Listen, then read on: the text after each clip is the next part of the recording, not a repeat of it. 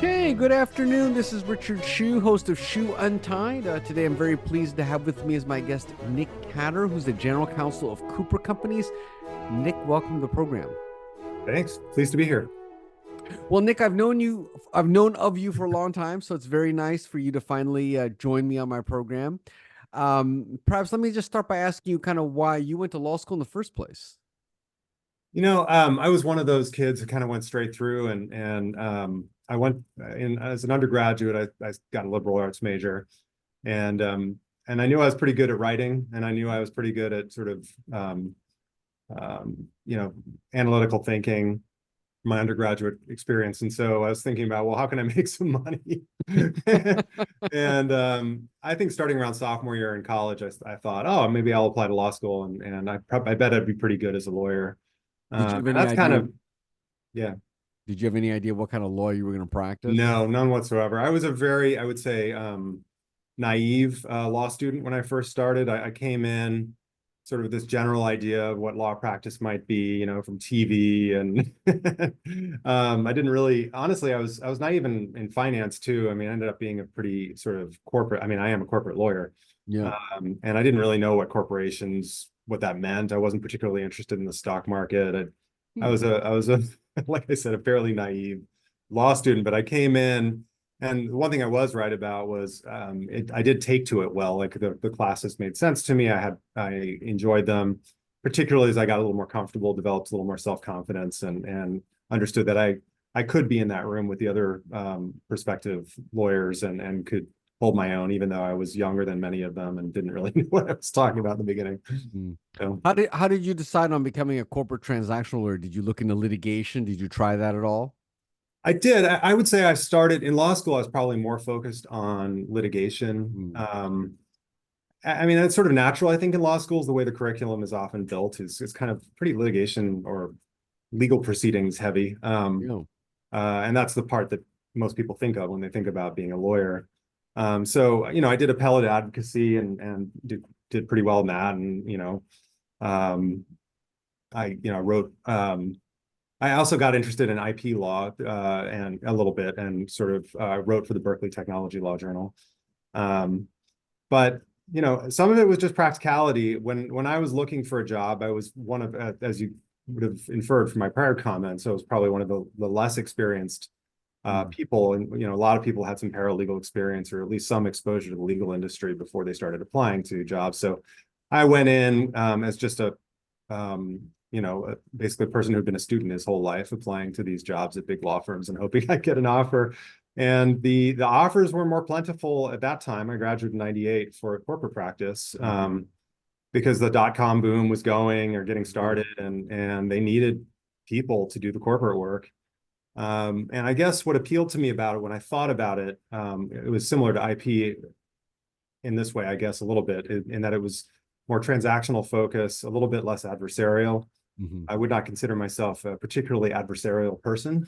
So Hmm. the idea of doing something where you're kind of working with other people to build something appealed to me a bit more. And so kind of went with that. And ultimately, I was really excited. I got an offer from Fenwick and West, which was probably my top choice when I was interviewing. And Hmm. I didn't think I would be able to compete with some of the other people who were applying there, but I did end up getting an offer. So I was really excited to accept that offer. Yeah.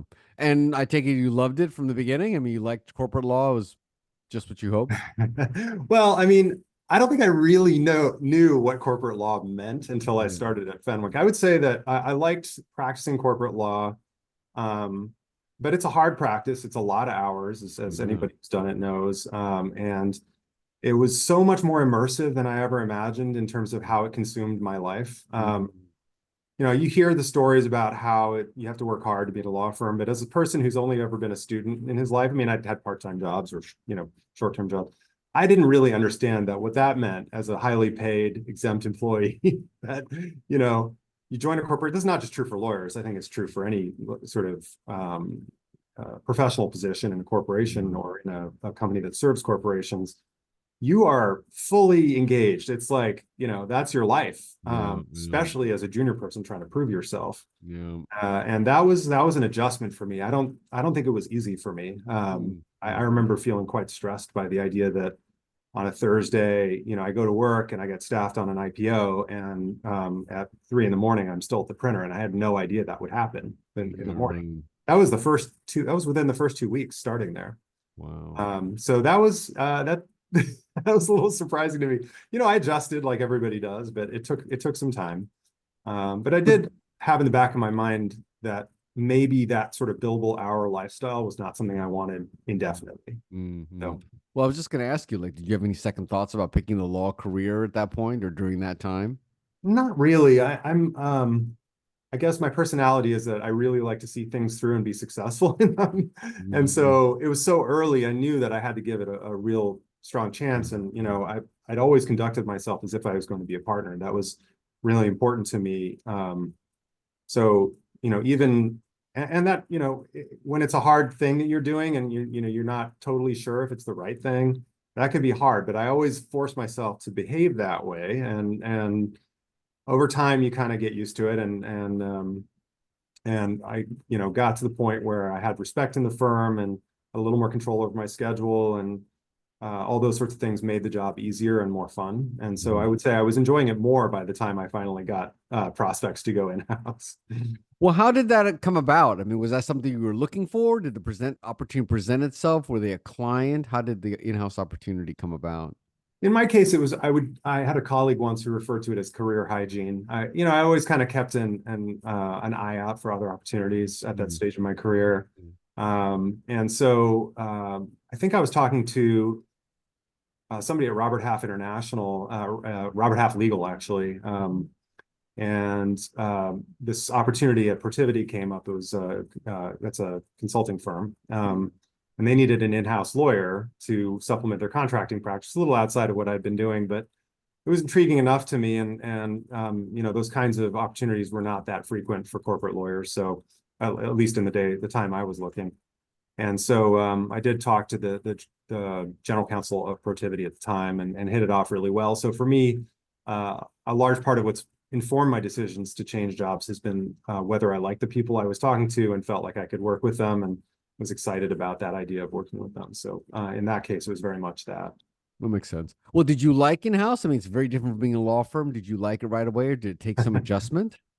I liked it right away. For me, it was good. I mean, I liked the idea that if I was more efficient, I could potentially leave earlier. Yeah, the whole idea of you're really working toward efficiency in-house. I think that, effectiveness, efficiency, those things are kind of the words. And law firms, that's true too, to a degree, but ultimately you're rewarded for putting in the hours, whereas you're rewarded for effectiveness, I would say, in-house. And so that difference appealed to me. And I saw that I had a bit more control as well over how I ran my practice. I was fortunate enough to get what I would consider a fairly senior position right out of the law firm. I mean, I was just a contracts lawyer, but I was pretty independently running my little practice in that area. And so that was nice. I kind of got to run things the way I thought it would make sense. And, made my share of mistakes as I was learning how to be a commercial lawyer, but I had good support from the people I was working with. So